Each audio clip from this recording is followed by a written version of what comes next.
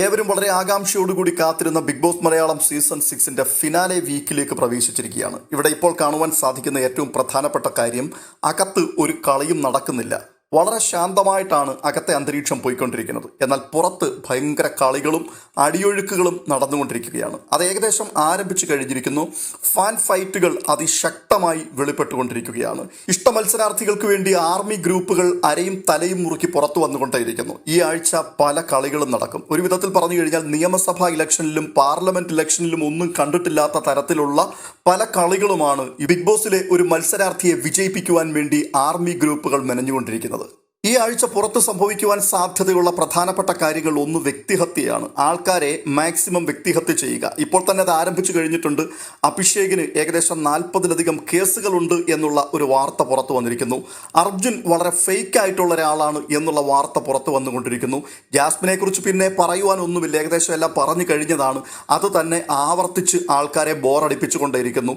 ജിൻഡോയ്ക്കെതിരെയും ഇതുപോലെയുള്ള റൂമറുകൾ പ്രചരിപ്പിക്കുന്നു. ഇതെല്ലാം വളരെ ആസൂത്രിതമായ നീക്കങ്ങൾ തന്നെയാണ്. ഇപ്പോൾ പല യൂട്യൂബ് ചാനലുകളിലും വോയിസ് ക്ലിപ്പുകൾ ഇങ്ങനെ പ്രചരിച്ചുകൊണ്ടേയിരിക്കുകയാണ്. ജാസ്മിൻ്റെ PR ഗ്രൂപ്പുകൾ ഇറക്കിയ വോയിസ് ക്ലിപ്പാണിത്. അർജുൻ്റെ PR ഗ്രൂപ്പിൽ നിന്നും വന്ന വോയിസ് ക്ലിപ്പാണിത്. ജിൻഡോ ആർമിയാണ് ഈ വോയിസ് ക്ലിപ്പിന്റെ പിൻപിലുള്ളത് എന്ന് പറഞ്ഞ് ഇങ്ങനെ വോയിസ് ക്ലിപ്പുകൾ പ്രചരിപ്പിച്ചുകൊണ്ടേയിരിക്കുകയാണ്. സത്യത്തിൽ നമ്മൾ മനസ്സിലാക്കേണ്ടത് ബോധപൂർവം മെനഞ്ഞെടുക്കുന്ന വോയിസ് ക്ലിപ്പുകളാണ് ഇതൊക്കെ. ഇപ്പോൾ വോട്ടിന് വേണ്ടി പണം കൊടുക്കാം എന്ന് വാഗ്ദാനം ചെയ്യുക, അതുപോലെ തന്നെ ഓരോ മത്സരാർത്ഥികളെയും മാക്സിമം കരിവാരി തേക്കാൻ വേണ്ടി എന്ത് മോശമായ കാര്യങ്ങൾ വേണമെങ്കിലും ചെയ്തു കൊള്ളുക. നമ്മുടെ മുൻപിലുള്ളത് ലക്ഷ്യം മാത്രമാണ്. അതിൻ്റെ മാർഗം അതിനെക്കുറിച്ച് ചിന്തിക്കുക വേണ്ട.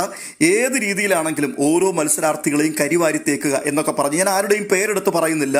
ആരുടെയെങ്കിലും പേരെടുത്ത് പറഞ്ഞാൽ അത് PR വർക്കിൻ്റെ ഭാഗമായിട്ട് വ്യാഖ്യാനിക്കപ്പെടാൻ സാധ്യതയുണ്ട്. അതുകൊണ്ട് തന്നെ ഓരോരോ മത്സരാർത്ഥികൾക്കെതിരായിട്ടും ആർമി ഗ്രൂപ്പുകൾ വോയിസ് ക്ലിപ്പുകൾ ഇറക്കിക്കൊണ്ടിരിക്കുകയാണ്.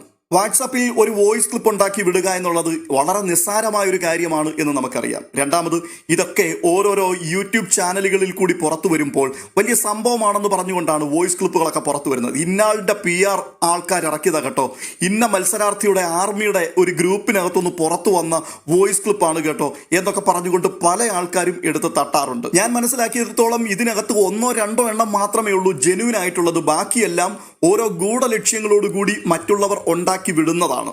അർജുനെതിരായിട്ട് അർജുന്റെ ആർമി തന്നെ വോയിസ് ക്ലിപ്പുകൾ ഇറക്കുന്നു. എന്നിട്ട് അത് എതിർ ഗ്രൂപ്പുകൾ ഇറക്കിയതാണെന്ന് പ്രചരിപ്പിക്കുന്നു. ജിൻഡോയ്ക്കെതിരെയും ജാസ്മിനെതിരെയും അവരവരുടെ ആർമികൾ തന്നെ വോയിസ് ക്ലിപ്പുകൾ ഇറക്കുകയാണ്. എന്നിട്ട് എതിർ ഗ്രൂപ്പുകാരാണ് ഇതിന്റെ ഉപജ്ഞാതാക്കൾ എന്ന രീതിയിൽ ഇങ്ങനെ ഓരോ സ്ഥലങ്ങളിലേക്ക് പ്രചരിപ്പിച്ചു കൊടുക്കുന്നു. ഇതൊക്കെ കാത്തിരിക്കുന്ന കുറച്ച് യൂട്യൂബ് ചാനലുകളുമുണ്ട്. ഇവർ ഈ സമയാസമയങ്ങളിൽ ഇത് പുറത്തു വിട്ടുകൊണ്ടേയിരിക്കുകയാണ്. ഈ വോയിസ് ക്ലിപ്പുകൾ പുറത്തുവിടുന്ന ആൾക്കാരൊന്നും ഇതിന്റെ സോഴ്സ് എവിടുന്നാന്ന് ഒരിക്കലും പറയില്ല. ഇപ്പൊ കിട്ടിയ ഒരു സാധനം കേട്ടോ, ഇന്ന ആൾക്കെതിരെ ഇന്ന ഗ്രൂപ്പുകൾക്കകത്ത് അവരുടെ ആർമിക്കാരുണ്ടാക്കിയിരിക്കുന്ന സംഭവമാണ് എന്ന് പറഞ്ഞുകൊണ്ട് ഒരു ഉളുപ്പുമില്ലാത്ത തള്ളിവിടുകയാണ്. ഇത് കേട്ടുകൊണ്ടിരിക്കുന്നവരാരും ഇതിന്റെ സോഴ്സ് എന്താണെന്ന് അന്വേഷിക്കാൻ പോകില്ലല്ലോ. മാത്രവുമല്ല, ഇവർക്കൊക്കെ അറിയുകയും ചെയ്യാം, കാള പെറ്റൂന്ന് കേട്ട് കഴിഞ്ഞാൽ കയറെടുക്കുന്നവരാണ് വലിയൊരു കൂട്ടം പ്രേക്ഷകരെന്ന്. അവരെ കളിപ്പിക്കുവാനും ഓട്ടുമറിക്കുവാനും ഒക്കെയുള്ള പരമാവധി തന്ത്രങ്ങളും കുതന്ത്രങ്ങളും എല്ലാം മെനയപ്പെടുന്ന ദിവസങ്ങളാണ് ഇപ്പോൾ വന്നുകൊണ്ടേയിരിക്കുന്നത്. നല്ലൊരു ശതമാനം ആൾക്കാരും സംസാരിക്കുന്നത് വസ്തുതകളുടെ അടിസ്ഥാനത്തിലല്ല. അതുകൊണ്ട് തന്നെ പ്രേക്ഷകർ വഞ്ചിക്കപ്പെടാതിരിക്കുക എന്നുള്ളതാണ്. ഈ ആർമി ഗ്രൂപ്പുകൾ പടച്ചുവിടുന്ന വോയിസ് ക്ലിപ്പുകൾ എന്നൊക്കെ പറയുന്നതിൽ നല്ലൊരു ശതമാനവും ജനറേറ്റ് ചെയ്യപ്പെടുന്നതാണ്. പ്രത്യേക ഉദ്ദേശത്തോടു കൂടി തന്നെയാണ് അവരത് ഉണ്ടാക്കി വിടുന്നത്. ഇതിനകത്ത് പല ആൾക്കാരും വീണു പോവുകയാണ് സത്യത്തിൽ സംഭവിക്കുന്നത്.